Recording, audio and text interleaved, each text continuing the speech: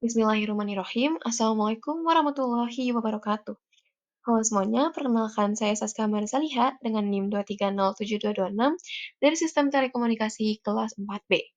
Pada video kali ini, saya akan membahas mengenai materi dari mata kuliah Praktikum Sistem Telekomunikasi 2, yaitu Data Science Analysis Churn. Langsung saja kita masuk ke materi yang akan kita bahas pada video ini, yaitu Data Science. Apa itu data science? Data science adalah bidang interdisipliner yang menggunakan metode ilmiah, proses, algoritma, dan sistem untuk mengekstrak pengetahuan dan wawasan dari data dalam berbagai bentuk, baik terstruktur maupun tidak terstruktur. Data science menggabungkan berbagai disiplin ilmu, termasuk statistik, matematika, ilmu komputer, dan pengetahuan domain, untuk menganalisis data dan menghasilkan informasi yang dapat ditindaklanjuti. Apa tujuan dari data science? Data science memiliki tujuan yaitu membantu untuk membuat keputusan yang lebih baik dan berdasarkan data faktual. Data science memiliki beberapa proses. Yang pertama adalah mengumpulkan data dari berbagai sumber, lalu mengolah data yaitu pembersihan dan juga persiapan data. Nah, yang terakhir adalah analisis data seperti analisis data eksploratif atau EDA, pemodelan data, visualisasi data, dan juga interpretasi dan juga komunikasi hasil yang dapat menghasilkan suatu kesimpulan atau output dari data science ini. Dalam data science, pengumpulan data dapat diambil dari website atau web scraping, lalu dari database, API, Excel atau CSV, dan juga sensor atau IoT. Lalu dalam pengolahan data, ada berbagai metode dalam data science, yaitu data cleaning, visualization, dan juga modeling. Dan untuk evaluasi data, ada beberapa model evaluasi yang dapat diambil, yaitu accuracy, precision, recall, advanced score, dan juga confusion matrix. Selanjutnya adalah data churn. Apa itu data churn? Data churn adalah data yang menunjukkan loss pelanggan dari suatu layanan. Data churn menyajikan informasi berupa pelanggan dengan kriteria seperti apa yang kehilangan interest, kapan pelanggan berhenti menggunakan layanan, dan kenapa pelanggan berhenti menggunakan layanan. Dari data churn ini membantu untuk evaluasi kualitas layanan dan juga target pasar. Selanjutnya kita masuk kepada implementasi proses data science, yaitu telco churn, preparasi, dan analisis data churn layanan telekomunikasi. Pada implementasi proses data science ini, kita menggunakan data, yaitu data dari layanan suatu telekomunikasi atau suatu layanan di bidang telekomunikasi, yang selanjutnya akan kita proses dalam platform yaitu Google Colab. Dalam analisis ini, pertama-tama kita perlu mengupload file data terlebih dahulu ke dalam Google Colab. Dalam analisis ini, data yang digunakan adalah data dengan nama yaitu tugas CSV. Sehingga kita menggunakan file yaitu file CSV. Selanjutnya, kita bisa melakukan visualisasi komponen data dengan EDA, yaitu kita bisa melihat data teratas dari data yang kita miliki menggunakan metode DF-Head, atau kita bisa juga melihat tipe data yang disajikan pada setiap kolom. Seperti misalnya di sini kita memiliki 20 kolom, yaitu customer ID, gender, senior citizen, partner, dependence, tenure, phone service, multiple lines, internet service, online security, online backup, device protection, tech support, streaming TV, streaming movies, contract, paperless billing, payment method, monthly charges, total charges, dan juga churn. Dan dari 21 data kategori data ini, kita bisa melihat ada berapa kategori yang null atau yang kategori yang kosong dan juga apa saja tipe data yang diangkut atau dimiliki oleh setiap kategori ini. Seperti misalnya pada customer ID, data type yang dimiliki adalah objek, sedangkan pada kolom atau kategori senior citizen, data type yang dimiliki adalah integer, dan juga pada kolom monthly charges, data type yang dimiliki adalah float 64 atau angka atau numerik. Untuk membuat visualisasi komponen data lebih gampang, kita dapat menggunakan visualisasi grafik, sehingga kita bisa melihat lebih jelas dari komponen-komponen yang ada pada data. Seperti misalnya kita memvisualisasikan kategori tenure ke dalam grafik seperti yang di warna biru sebelah sini, di slide ini.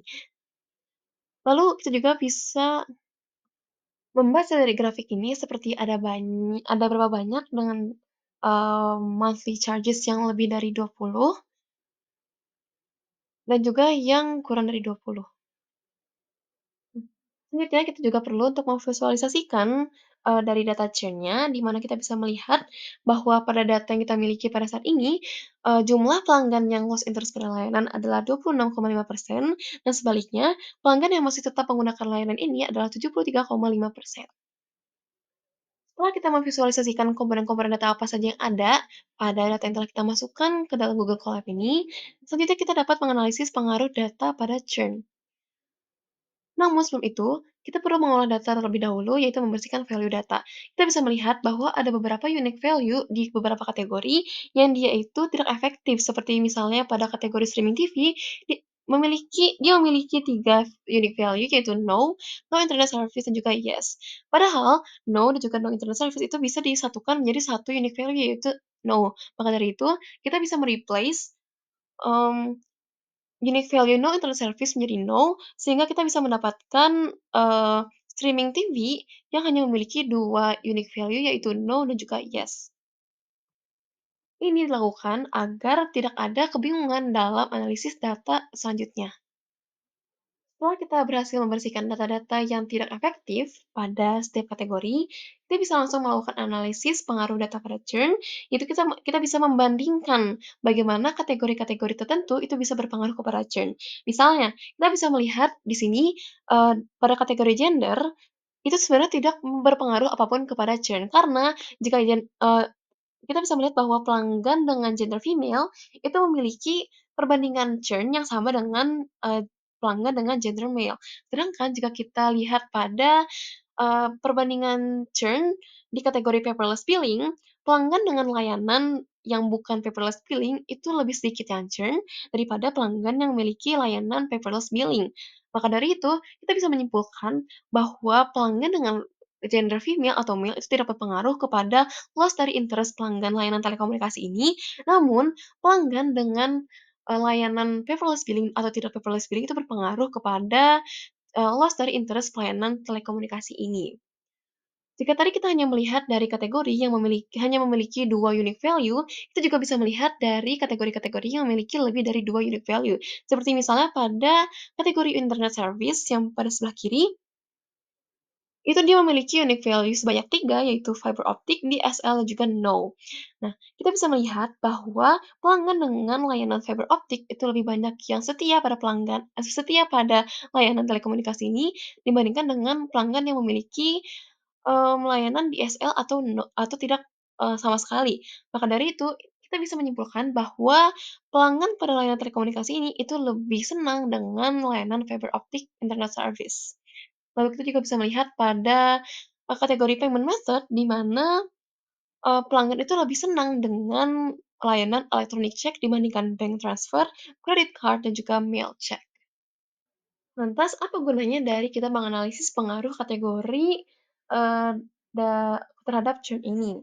Tentunya kita bisa melihat bahwa apa saja yang dibutuhkan atau di-improve dari layanan telekomunikasi ini, dan juga kita bisa menganalisa dan juga mengeliminasi kategori-kategori yang sekiranya tidak berpengaruh kepada churn. Maka dari itu, selanjutnya kita bisa meng-drop kriteria-kriteria atau kategori-kategori yang tidak berpengaruh agar tidak terlalu banyak yang kita analisis, di data ini.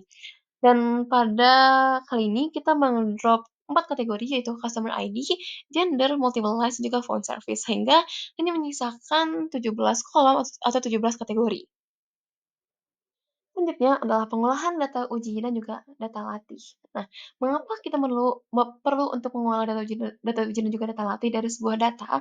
Karena ini akan digunakan untuk, statistik ke depannya. Maka dari itu, karena kita ingin menyusun data secara ordinal, kita akan menggunakan metode label encoder untuk mengolah data dan juga mengubah dari data-data yang awalnya memiliki tipe data selain tipe data numerik, yaitu float, menjadi data-data numerik. Sehingga kita bisa lihat di sini setelah disusun secara, menggunakan metode label encoder, kita bisa melihat bahwa semua kategori di data ini itu sudah terjabarkan dalam bentuk angka atau numerik. Sehingga ini dapat memudahkan, komputer untuk menganalisis dan juga mengolah data uji dan juga data latih. Setelah kita menyusun data, dengan label encoder, Kita bisa langsung, membagi data menjadi data uji dan juga data latih.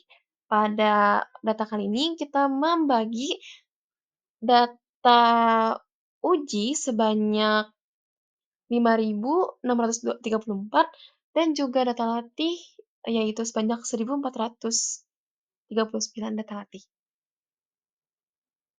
Nah, sampai sini data latih dan juga data uji belum siap untuk digunakan analisis selanjutnya karena data latih dan juga data uji harus diseimbangkan terlebih dahulu.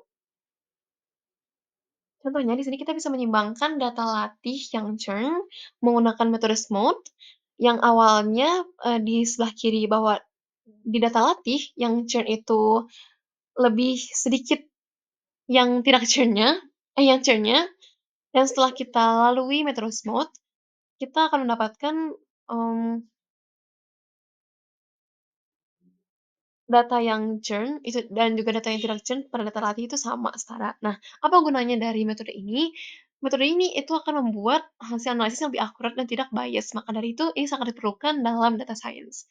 Dan sampai sini maka data pun sudah siap dan sudah selesai dipreparasi dan bisa dipakai untuk analisis data science berkelanjutan. Terima kasih telah menonton video ini. Mohon maaf bila ada kesalahan. Wabillahi taufiq wal hidayah. Wassalamualaikum warahmatullahi wabarakatuh.